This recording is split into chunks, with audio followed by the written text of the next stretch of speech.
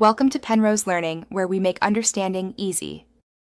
In this video, I will explain how to connect Bluetooth headphones to your Xbox One. First, it's important to understand that the Xbox One console does not natively support Bluetooth audio for headphones. To bridge this gap, you'll need a separate Bluetooth audio transmitter. This device will act as an intermediary, allowing your wireless headphones to receive game audio. We'll explore how to choose and set up the right adapter for a seamless gaming experience. Next, let's talk about selecting the right Bluetooth adapter. You'll want a low-latency Bluetooth transmitter, often referred to as an audio adapter.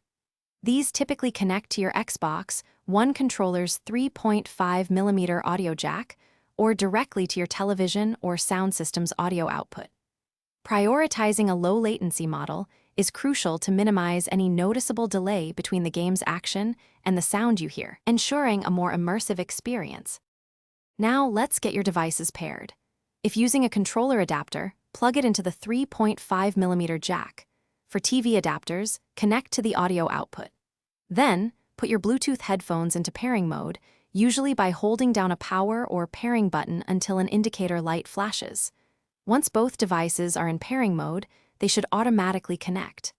Confirm the connection by checking for a steady light on both the adapter and your headphones.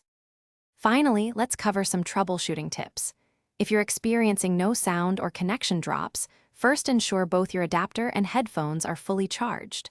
Also, try to keep your devices within a reasonable range, ideally within 10 meters or about 33 feet, to maintain a strong signal. If you notice any audio lag, ensure your adapter is indeed a low-latency model.